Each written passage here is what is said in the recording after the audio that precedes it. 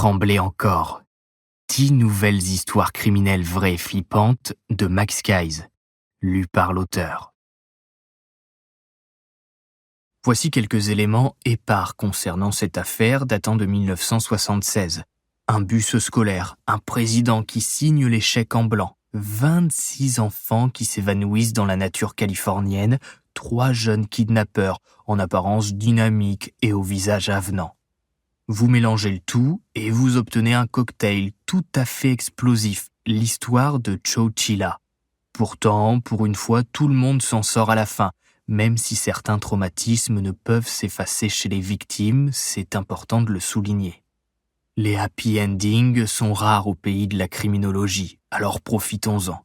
Mais qu'on ne s'y méprenne pas, ce scénario possède aussi son lot de moments effrayants. Je crois que je n'ai en tout cas jamais croisé un enchaînement de faits aussi surréaliste qui flirte parfois avec la science-fiction, voire le paranormal.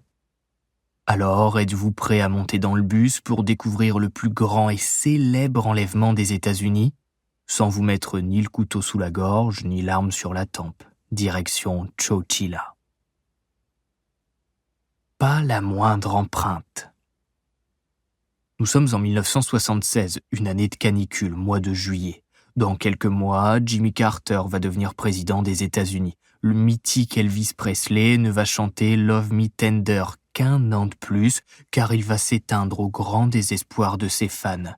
Bref, il se passe des choses essentielles dans tout le pays, mais à Chowchilla, nada. Les vaches paissent. Rien à signaler, en tout cas jusqu'à ce fameux 15 juillet. En rentrant chez elle à Chowchilla, après une journée de labeur, Joanne Brown sonne, éreintée au domicile familial. Personne ne vient lui ouvrir. Ni Jeff, son fils de 10 ans, ni Jennifer, sa petite sœur qui en général s'accroche à ses baskets et n'est jamais bien loin derrière lui. Peut-être joue-t-il dehors. Joanne les appelle alors de vive voix. Toujours rien. Elle s'impatiente. Malgré l'heure tardive, la chaleur qui est humide et particulièrement orageuse en cette fin d'après-midi l'accable. La mère de famille rêve d'enlever ses chaussures et de prendre une douche froide.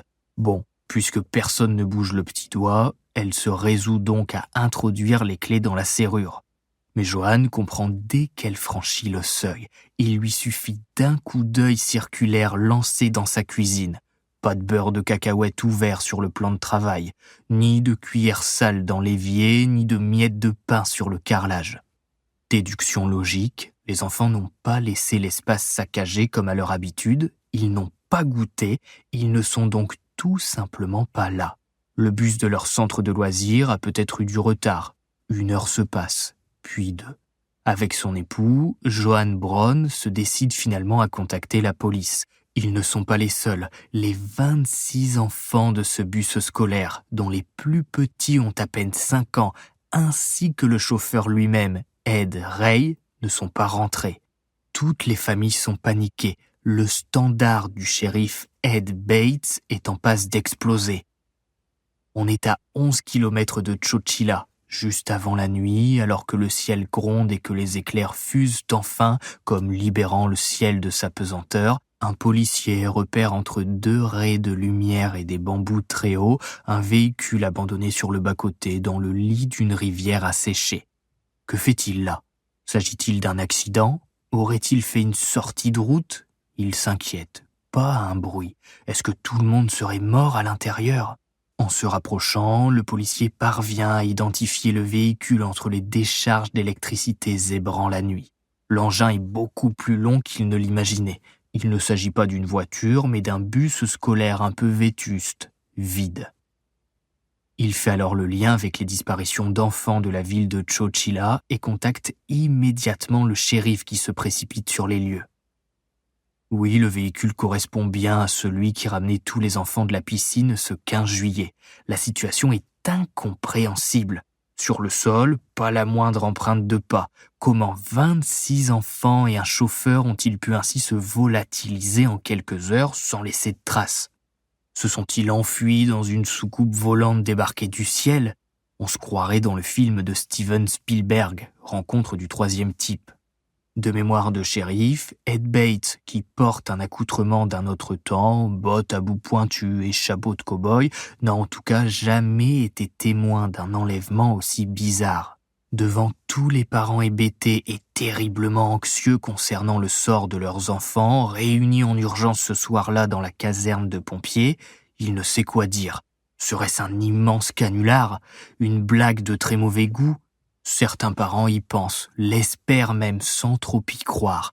Mais plus les heures passent, plus cette piste fantaisiste et irréaliste s'estompe. Dépassé par les événements et peu enclin à croire au paranormal, car de toute façon il n'a pas pu encore visionner Rencontre du troisième type de Spielberg qui ne sortira qu'en 1977, le shérif appelle de façon très terre-à-terre le FBI à la rescousse. 30 agents débarquent alors dans la petite ville qui n'a jamais connu autant d'enquêteurs au mètre carré.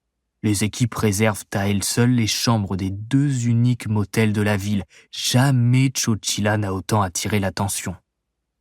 Mais à croire que le nombre ne fait ni la force ni l'intelligence, car ces 30 agents missionnés par le FBI restent aussi impuissants que le shérif devant cette étrange énigme. Et on les comprend. Mais où ont donc bien pu passer les 26 enfants de Chowchilla? C'est un mystère.